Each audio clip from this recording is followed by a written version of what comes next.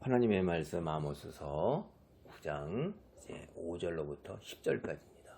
여기도 5번째 제단 곁에 서신 하나님, 심판의 하나님에 대한 환상이 이제 1절로부터 10절까지예요. 우리가 9절 1절로부터 4절까지 제단 앞에서 하나님께서 축복의 자리가 이제 심판의 자리로 변한 그러한 것들, 그래서 그 심판을 피하지 못한다 하는 얘기를 수월과 하늘과 산꼭대기와 바다, 그 다음에 거기에 전쟁으로 모두 다 죽게 한다 하는데, 그 심판을 하시는 하나님이 어떠한 하나님이냐 이거예요. 그것이 9장 이제 5절로부터 6절이에요.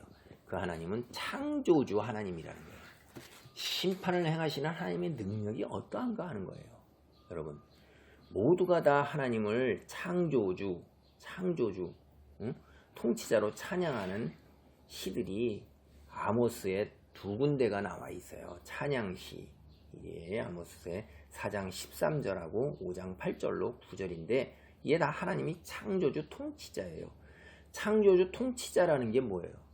그분이 전지전능하시다는 거죠. 그래서 그분의 심판이 무섭고, 그 다음에 두렵고, 그 파괴나 그 저주가 얼마나 두렵고 무서운 것인가. 당신이 만드신 분이니까 그것을 해체하거나 파괴하실 능력이 얼마나 있는가를 깨닫게 하는 거예요. 사실은 하나님의 이러한 심판하신다는 선언은 그 하나님의 놀라운 능력, 그거를 찬양을 하는 거에서 그 심판이 얼마나 두렵고 무서운 건가 하는 거를 드러내는 것입니다. 그래서 오늘 이 9장 이 5절로 6절 보겠습니다. 주 만군의 여호와는 땅을 만져 높게 하사 거기 거주하는 자가 애통하게 하시며 그 온 땅이 강에 넘침같이 솟아오르며 애국 강같이 낮아지게 하시는 이요. 여기에 보면 땅을 만져 녹게 한다. 이거 체질이 풀어져서 흙이 없어지고 풀어서 녹아 없어지는 거예요. 이게 하나님이 불심판을 말씀하시는 거죠. 우리가 여호와의 홍수 심판 노아, 그걸 보고 하나님께서 무지개를 구름 속에다 놓으시고 다시는 물로 심판하지 않으시겠다고 했어요. 근데 뭘로 심판하시냐면 불로 심판하시겠다고 요한계시록에서 얘기해요. 여기도 땅이, 우리가 서 있는 땅이 녹는다 하는 게 이게 얼마나 무서웁니까? 현재 우리가 이제 이해가 가는 부분은, 이때 고대 사람들이 이해하는 건 화산 폭발 같을 때 용암이 흘러내리면 땅이 녹는 거잖아요. 그런 걸 생각할 수도 있겠고, 체질 자체가 다 풀어져서 이 땅이 풀어져 흩어져 기반이 다 흩어지는 것 하는 거예요. 이건 애통이 아니라 그냥 정말로 얼마나 무서우면 스스로 지옥에 내려가려고 됩니까? 그 다음에 온 땅이 강에 넘친같이 솟아오르고 낮아진다는 건 지진으로 요동을 치는 거죠. 이건 뭐 말할 수도 없는 거예요. 높아지고 낮아지고, 우리가 지진으로 단층도 그렇게 되잖아요. 그 다음에 6절입니다. 그의 궁전을 하늘에 세우시며 그 궁창의 기초를 땅에 두시며 바닷물을 불러 지면에 쏟으시는 이니 그 이름은 여호와시니라. 바닷물을 불러 지면에 쏟은 건 우리가 언뜻 생각해보면 뭡니까? 이게 쓰나미 같은 거 5m, 10m, 20m씩 솟아오르면 바닷물이 육지로 들어와서 다 쓸어가잖아요. 무서운 거죠.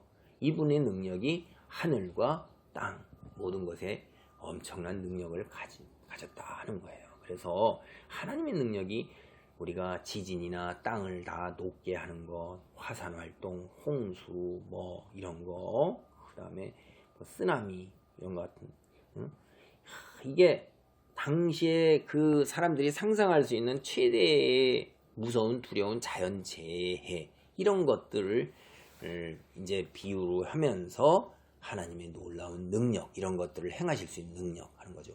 그러면 이게 하나님에 대한 찬양인 동시에 무서운 능력으로 인한 심판을 갖다가 확실함을 이야기하시는 것입니다. 말로만 하는 게 아니라 그럴 능력이 있다는 것을 드러내는 거예요. 이제 9장 7절로 10절입니다. 이것은 하나님의 심판이 현실에서 어떻게 드러날 것이냐는 것을 보다 구체적으로 얘기하고 있습니다. 7절입니다. 여호와의 말씀이니라. 이스라엘 자손들아, 너희는 내게 구수족속같이 아니하냐? 내가 이스라엘 땅에서 블레셋 사람을 갑돌에서 아람 사람을 기르에서 올라오게 하지 아니하였느냐? 이게 무슨 얘기냐면 이스라엘 자손 너희는 하나님이 볼 때는 구스 족속과 똑같다 이 말이에요. 그런 얘기예요. 이게 반어법 수사학적 질문인 거예요. 이게 무슨 얘기냐? 구스가 에티오피아예요. 아프리카 사람들은 첫째 피부 색깔이 새카맣죠.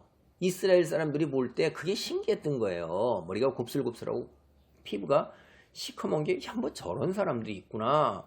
그리고 그건 자기하고 다른 거예요. 이방 나라예요. 구약시대 사람들은 심지어 이렇게까지도 생각했잖아요. 지옥의 불쏘시개 다 지옥 갈 영혼이잖아요. 그러니까 이방 사람들은 자기하고는 너무나 다른 거예요. 선민인 자기하고 이방 사람들은 이게 한편에서는 그건 사람 취급을 안 하는 거죠. 이게 이제 헬라 사람들도 그렇게 했어요. 그래서 헬라 사람들은 자기와 헬라인이냐 아니면 야만인이냐 이렇게 구분을 했어요. 여기 똑같은 겁니다. 에티오피아 사람 여기 불러오는 거는 이거 아주 이상한 사람, 이방 사람의 전형적인 거예요. 너희도 이방 사람이었다는 거야. 하나님의 축복 안에 머물러 있던 사람이 아니라는 거예요.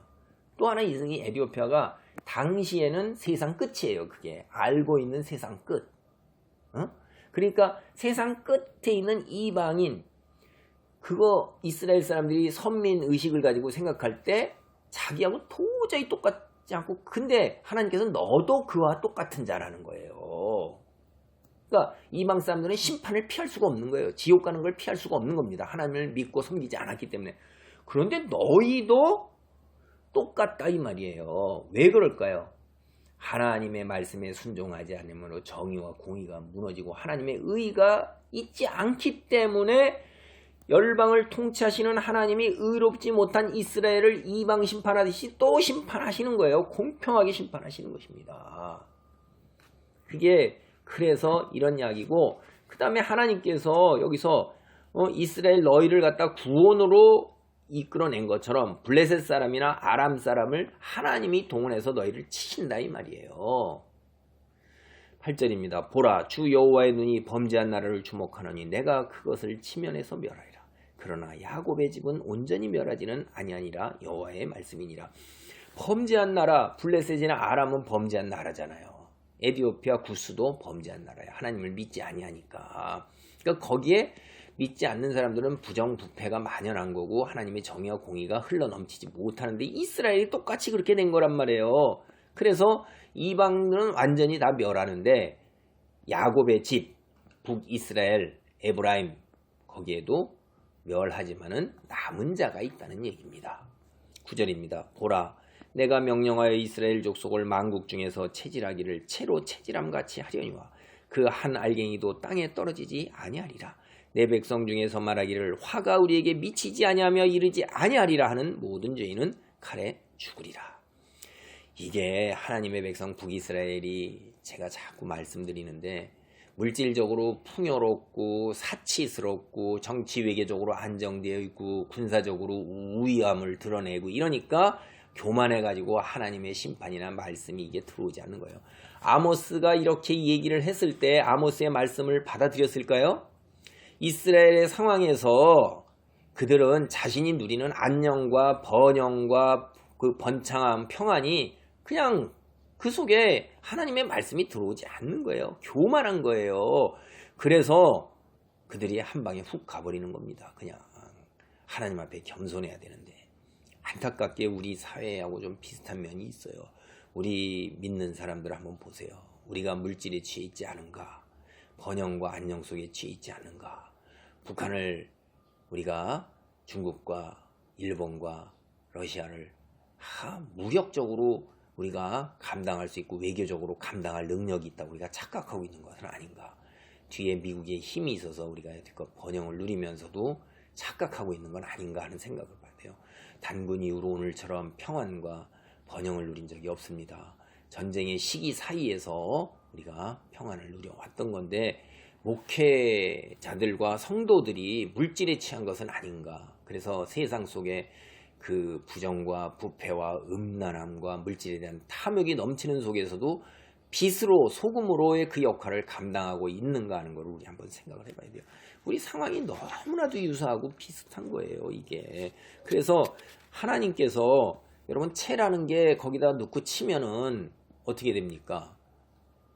그 위에 곡식 알곡은 남고 나머지들은 밑으로 빠지잖아요. 그래서 이것이 이제 칠 때 죄송합니다. 이게 이제 때때로 이렇게 되는데 채로 치면 사실 큰 돌멩이나 이런 거 지저분한 거 지푸라 이런 거 이제 돌멩이 같은 굵은 건 남고 잔 곡식은 밑으로 빠지는데 이 체질이 사실은 힘든 거예요. 고통을 당하는 겁니다. 이게 체질을 당한다는 거는. 그래서 채로 이렇게 치면 곡식이 밑에 떨어지고 나머지 이제 또 이런 거는 까불면 휙 날아가잖아요. 이제 키로. 근데 보존하기 위해서, 구별하기 위해서, 골라내기 위해서 하는 거예요. 이게 심판의 과정이에요. 하나님의 심판을 다 받아서 그 속을 통과해야 하는 것입니다. 이게 현실에 일어나는 일들이에요. 특별히 여기 제일 무서운 말이 화가 우리에게 미치지 아니하며 이르지 아니하리라 이렇게 했는데 모두 하나님께서 여기 이런 것에서 다 벗어난다 할지라도 이방 민족을 불러다가 칼에 죽게 한다 하는 거예요. 여러분, 우리는 하나님의 말씀이 다 축복의 말씀이요, 우리에게 평안과 안녕과 형통의 말씀이다 이렇게 생각하면 안 돼요. 이게 동전의 양면인 것입니다.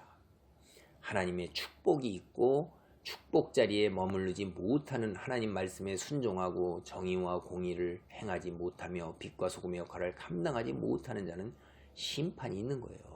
무서운 말씀입니다. 이 아모스 선지의 이 무서운 말씀 때문에 아모스 보고 입 닥치라고 그러는 거예요. 듣기 싫다고 그러고, 그때 당시에 종교 지도자들, 정치 지도자들, 백성들도 다 그랬던 거고, 아모스뿐만 아니라 많은 선지자들이 외쳤고, 우리가 일찍부터 사사기에도 보세요. 누가 선지자의 말을 들어요? 그 말은 힘든 겁니다. 귀에 들어서 어려운 말들, 듣기 싫은 말들, 형통과 축복과 평안을 얘기하는 귀에 듣고 싶은 말씀만 듣는데 하나님의 말씀을, 성경을 제대로 읽어보세요. 아니, 읽으면서 생각을 해보세요. 그런 말씀만 있는가? 우리는 하늘나라를 향해 가는 여정 속에 있는 거예요. 지금 당장 겪는 것이 나에게 실존이지만, 그러나 그 실존은 잠깐이요, 영원한 것으로 다시 닥쳐와야 할 것이 우리를 기다리고 있는 것입니다. 깨어있는 자가 되시기를 바랍니다. 들을 귀가 있고 볼 것을 볼 수 있는 그러한 능력을 지닌, 그리하여 현실 속에서 빛과 소금의 역할을 감당하는 큰 은혜의 자리에 있기를 바랍니다. 아멘.